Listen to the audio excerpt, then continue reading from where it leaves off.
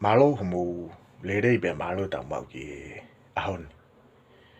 Aho wahi wa ene o Januari wa fe uowa. Tari fie ki motor ki pro kalama pe mo ngai historia maari o tonga. Koe pro kalama ahoni. Koe ngahi ka veinga pina ko stala noa ki ai. Ka goutui o ku mahu inga ke whakamama wha e ngahi ka veinga ko ni. He o ku fie ma uia ke mahino au pito a ngahi poini ko ni. He ko ngahi proklama a mui mai. Te u talanoa ai ke ngahi ka veinga. O ku whelawe lahi ia. Pe mo ngahi poini te u talanoa ai. I he ka veinga o e ahoni. Te u whenga ku lerei taha ki whama opo atu i he proklama ko ni. Ai taimi na e whakanofo ai o ngata ko e fuafua tu hihifo. Pe ko e fuafua tu i ka noku polu. Pea i he taimi tatau pe. Te u talanoa ki ngahi o wau mahu inga. Na e whakahoko. I he taimi na e whakanofo ai o ngata. Ko e fuafua tu hihifo. Pea neongo na o talanoa i he proklama. Na e toki o si ki he na tula o e society hifo. Ka te uto e lave i pe ai ki i ka veinga ko ia i he proklama ko ni. He oku nau whila lave i. Pea mo e ka veinga mahu inga o e proklama o ahoni. Ko e proklama ku o sifo ki na utalano ai ki he na tula o society hifo. Pea te utaki pe tau whakau ki ha ngahi poini mahu inga pe. Pea tau toki hoko atu ai pe. Ko society hihifo na iloa ki na utoru. Ko e multicultural society. Pe ko no whakarea koe ki toi mahino ange. Ko e society na e tui fio ai a ngahi matakari kehe. Pe heka ki to e lawe ki he kaweinga ko ia he na osi whama ala e au i he proklama ko osi. Ko e taha o e natula ia o e society hifo. Ko e kāinga na e whitaa au pito na urunganga. Pea kono whakamo oni. He ko e tuofihai hono o atu. Pe mei lapaha. Ai whakafofonga o e tui haa takalaua ke taki i hifo. Mono whakapongi mai beia he kāinga hifo. Pea na e mahino au pito pe. Ai tu tau mai beia kāinga hifo ia. Mo nau whitaa. Mo nau talangata ke ngahi tu uni. Na e whakahoko atu. Pea mei lapaha. Mei he tui haa takalaua. Nau talanoa fuki i he proklama ko osi ki he society hifo. Na e nofo i ginau tolu pe na e fuafua nofo i ginau tolu e he kāinga muri. O ka wai ai kāinga toke launa na nofo i haa tafu. Ko e kāinga futunana na nofo i haa wakatolo. Pea mo e kāinga fisina na nofo i. Kolopelu pe na i loa ko kolovai. Pea koe uhi koe foi moni ko ia. Koe kāinga kotoa pe. Pe koe ki i kolo kotoa pe. Na nau osihanga e nau tolo form up e nau ki i political system. Ke ne purei e nau kolo takitaha. Aia na osi nofo pea kolovai ia na osi mau pe e nau ki whaunga whakapolitikare a nau tō na nau pure i a kolovai. Na e nofo pe haa tafu ina os maapi mono whaunga whakapolitikare o nai na e mui ki haa tafu. pe foki ki ha vakatolo na si mau pe mo na o ki fa un fa politikari na to na muy pe na to ki ai pe ko fehu i mahu inga ia ku fehu ia he kau fa totolo to la ko ha u finga na lava me ai ngata o ha more pe ngata ia o loto lere pe a hifo ia ke fotu u ngata ko fufu atu hifo ia I kai ke toi whawhepaki e hihifo. I kai ke toi whakapongi e hihifo o hange ko kau taki nei o mai me I lapa. Ke nau taki hihifo. Tu utapea ngataia. Ko whie maari pia hihifo I ke ai. Tari re rei e nau tō. Pea ko e whehu I au totonu ke whehu he prokalama honi. Hana e lawa I o whanofo ngata. Ko fufu atu hihifo. Lolotonga koe ko sa society hihifo. Ko society na e whau ake ngai matakari keke. Pea katau whakatotoro ke ngai society u whau ake ha matakari keke. U tau os ilo pe ko e natula society ko ia. Ko society mo veu mo tau I he time ko toa pe. Pea kake ngatai ko e society hihifo. Ko e society na whita. Ka aku whehu ia. Ko hae uhinga. Nei hau more pe ngatai pe tari e hihifo ia. Ke hoko ngata. Ko fufu atu hihifo ia. Pe te uwhenga ke uatua ngahi poine mau inga be ke tari aki e whehu iko ia. Pe ko tahaeni. O ngahi poine ko ia. Ko nofo a hihifo I he konga ko ia. Nei kai whi mau he hihifo ia. Ke pure mai e tuitonga. Mo tui haata kalaua ki hihifo. Uagi ia. Ko poini hono ua. Na e whi mau e hihifo ia. Ko taimi koe whotu uai o ngata koe fufu atu hihifo. Pea kau atu e ka inga hihifo. I hono whakalere o pure anga.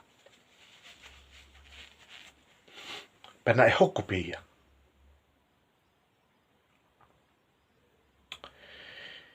Koe poini whakaosi ke tari a ke whehu I ko ia.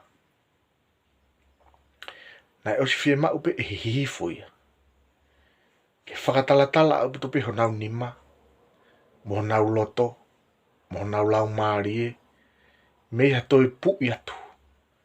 Mei kauhala uta pe mo kauhala lalo. Pea moe hua tu koe angata.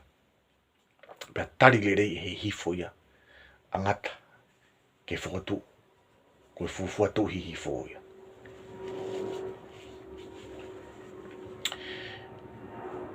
Nā kustala noa whokia he ngahi proklama ki mua ke taimine whakanofo ai o ngata. Ka koe ki proklama o ni te watu pe hao ngō wau mahu inga e ua. Ki taimi koe ne whakanofo ai o ngata. He e reflect mai e he whiongo o wau ko ia. Ai natula. Pea moe ulunganga o society hihifo. I he aha ko ia. Koe ulaki o wau. Ko no hai whakataha o ngata. Pea mohala ki taua. Pea mo wāloa. Aia na e iloa koe ulu tolu. O ko whakapapalahi au e ke he uhinga o pehe. Tokua kono ai ke whakairi whia I o hifo. Ke nau iri whia I he ulu tolu. Pea nau tari le rei. Angata koe fufu atu hifo ia. Whakaapapalahi au puto ke he uhinga ko ia. Kana aku os whakahoko atoe prokalama. I he kaweinga ko ia. Pea koe kaweinga ia koe ana aku tui au ia. whakataha pe mo whakatotolo na whakahoko. E toke tā siaus I la iu ki historia atonga. Koe kaweinga ia koe a ulu tolu. Koe au wau whakaha moa ia. Kono whakanofo ha ari pa ia I ha moa. Ko pau ke hai whakataha ia. Mohono ongo. Tawha I e toko ua. Pea koe uhinga ia na hai whakataha I. Angata. Mo halaki taua. Pea mo wāloa.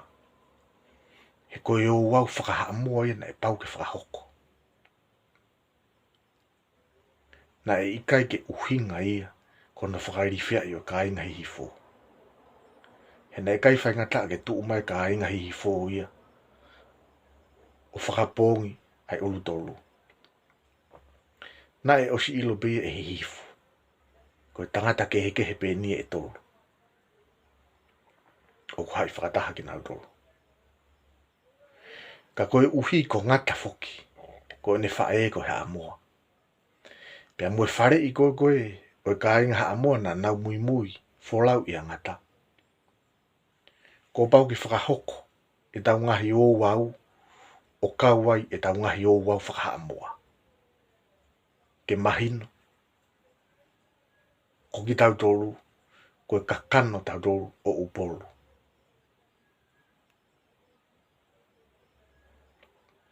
Pea koe o wau ulakia ko tala noa ki ai. Na e hai whakataha angata. Mo hala ki tau a pea mo wāloa.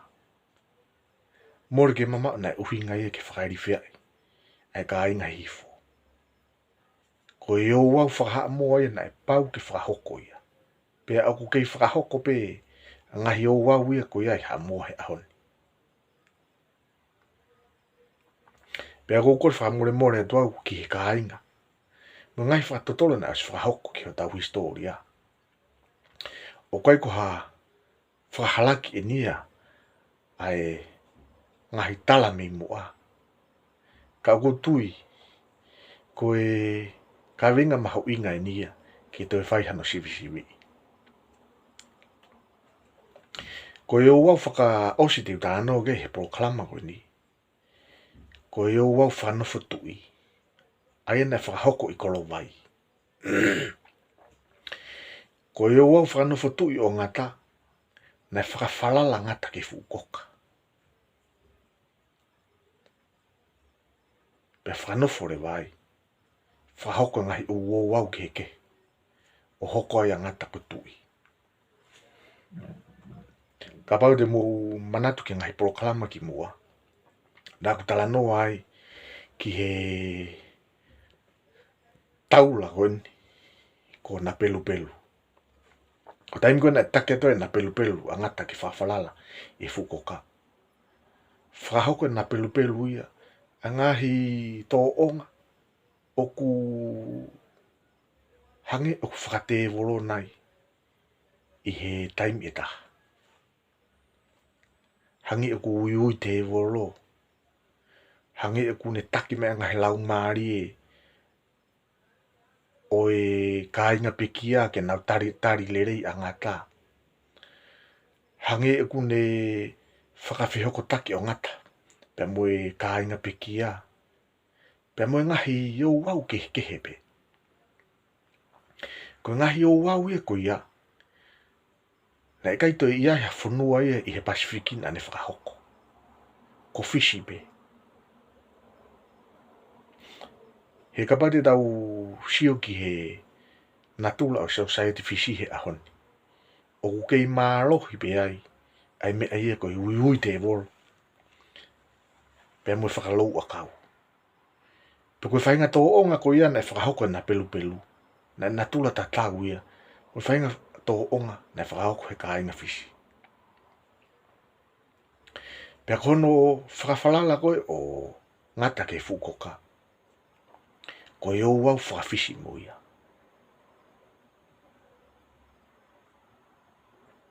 O kukai ki toi ha whanua he Pasifiki te na whakahoko. Ano whakalangi mo na whakanofo. E nau eiki o whakawhalala ka hafu a kau. ko fish na fai nga to onga o fai nga o wau ko ia o ko o mai ai e ngo fo yo wau ma inga ko ia tala no ai I he proklama ko ni he o ko tui e tokoni ai tau mahino ia e ngo wau ko ia pe tau ilo I le vai ta ko hihi fo ia na e mo oni pe lau ia ko fonua ia o ka inga muri fonua ia na no fo e ngai matakari ke pia kabati mo manatu ki he proklama ko na ko sfahako ki mua ko taimi na taki atuai e na pelu a ngata ki whakawhalala I fukoka pia wakahifa na pelu ki puaka o ku tokota fo hake ai puaka ko na o si teu ki he fono e tau mawhakawa pia hoka I na pelu e ne tau ka ne toha ki ia a te puaka kai ufanga e whatapu o ku asi mai e na tula mo urunganga ka inga hifo hena e iloa hifo I he konga ko ia mo whainga urunganga na nauma na e kaua ai urunganga ko kai tangata pena e kai toi ia hana uhinga o naia ko uhi be ko fish fo ko fonua e na e ilonga apu toi kai tangata pe ko uhina nau no fo ia hifo pena nau o mai pina toi fo urunganga ko ia o toi whakahoko pe hifo ai na tula kai tangata Kake ko ki proklama ia o e fiafini pea o ko fie fra osia ke proklama e fiafini no whakafoki e tau manatu ki karisi ke taimina e whinga toi ka sapa ata ke nau hu ki Troy na nau fiu whinga pea whai pea nau mau e whakau ke nau whau ha hosi a kau o nau hui loto ai ke nau hu ai ki Troy pe kau taimi pukana e tō ai ki loto ai kau sapa ata ki Troy pea whakaau hai kau sapa ata mea kotoa pe pe hanga rewa kau sapa ata ai o whanawhanawha o a Troy pea ohi ai mo e nau whahinga tō o ngā muui mo e nau whahinga whaunga whakapolitikare pe ia tātou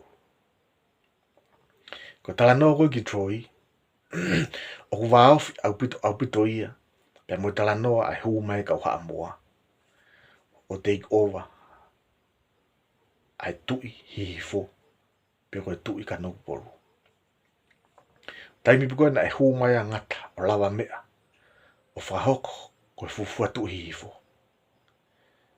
pea na e whitukutuku mai e ngata ia mo ni ka inga ai to onga mu ui whakaha moa pea ko to onga mu ui whakaha moa ko e o kutala noa ke to onga mu ui whakapolitikare ki he whaunga whakapolitikare o mai be e ngata ia mo ni ka inga ha moa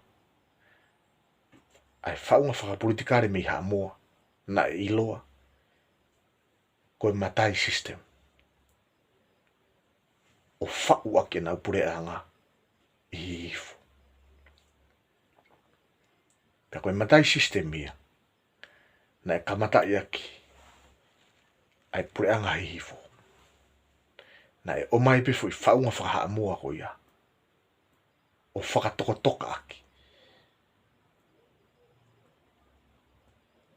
ai pure anga o ngata koe fufu atu hifo pea whai whanonga mai ai fo I whaunga whakaha moa ko ia o laui kuonga pea hange ka whakamatala a Elizabeth Pott na behe Elizabeth ko e uhinga ia na lava me ai pe na tu ulo ai tu hihi fo pe ko tu I kanoku polu Hena e fu fefeka abuto. Ai whaunga na e whauaki. Ko e foundation na e fu solid abuto. Pea ko hono huitua o foundation ko ia. Ko e matai system. Pea ko e whaunga ko ia. O e matai system. Pea mo ngahi whaunga whakapolitikare na e whau i hihifo i hikonga ko ia. Te utala noa tau ia ai. I he ngahi u proklama ka hoko mai. O ko tui pe u toko ni ata e proklama o ni. Pea ko ngata angai e ki proklama ki e whiawhini. E hoko hoka tono o atu e ngahi utala noa fungani mo ngahi utala noa maari. Me he historia atonga. Ka mo manatu ke mo subscribe mai ke channel lo. Ka mo mau e ngahi utala noa fungani ko ia. Levereva e whetapa.